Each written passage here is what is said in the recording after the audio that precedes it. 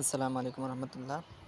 মদ খাওয়া নিয়ে কুরআন, বাইবেল এবং আধুনিক বিজ্ঞান কি বলে, আসুন জেনে নিই। কুরআনে কেন মদ খাওয়ার ব্যাপারে উপকার বলা হয়েছে এবং উপকারের থেকে কেন বেশি ক্ষতি রয়েছে মদ খাওয়ার মধ্যে, এটা কেন বলেছে, আসুন জেনে নিই।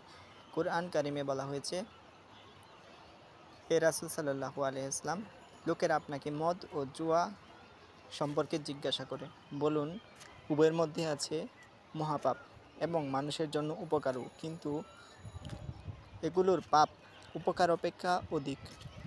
সূরা আল বাকারা আয়াত নম্বর 219।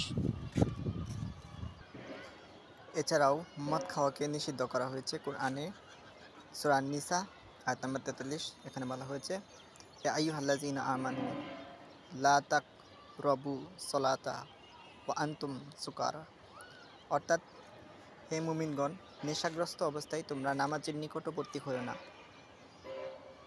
এছাড়াও রয়েছে সূরা আল মাইদা আয়াত 90-91। এখানে বলা হয়েছে, হে ঈমানদাররা, মদ, জুয়া, মূর্তি ও তীর নিক্ষেপ এসব নিকৃষ্ট বস্তু ও শয়তানের কাজেই তোমরা এগুলোকে বর্জন করো, যাতে তোমরা সফল হতে পারো। শয়তান মদ ও জুয়ার মাধ্যমে তোমাদের মধ্যে পারস্পরিক শত্রুতা ও তিক্ততা ঘটাতে চায় এবং তোমাদের আল্লাহর স্মরণ ও নামাজ থেকে বিরত রাখতে চাই। তবুও কি তোমরা তা থেকে বিরত থাকবে না?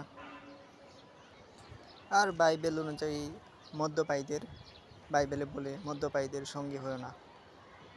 কুরআন কারিমের সূরা আল বাকারা আয়াত 219 এখানে বলা হয়েছে, লোকেরা আপনাকে মদ ও জুয়া সম্পর্কে জিজ্ঞাসা করে, বলুন উভয়ের মধ্যে আছে মহাপাপ এবং মানুষের জন্য উপকারও। এখানে উপকারও কেন বলা হয়েছে?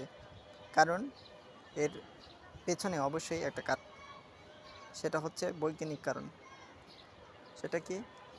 এক গবেষণায় পাওয়া গেছে, স্বাস্থ্যকর মদের তালিকায় শীর্ষে হচ্ছে রেড ওয়াইন।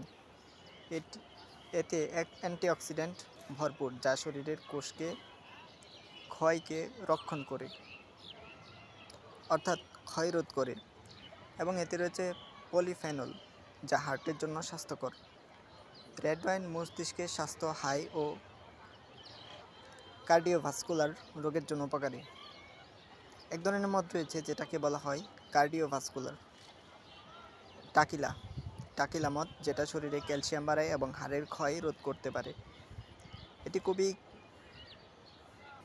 হাই ক্যালোরি সম্পন্ন পানীয়, তবে অল্প পরিমাণে পান শরীরের জন্য ক্ষতিকর নয়। এখন যদি আসেন, কেউ যদি বেশি পরিমাণে মদ পান করে, অধিক পরিমাণে মদ পান করে, তাহলে তার শরীরে অবশ্যই ক্ষতি হবে, এমনকি ক্যান্সারের মতো মারাত্মক রোগও সৃষ্টি হতে পারে। অর্থাৎ কোরআন এটাই বলছে যে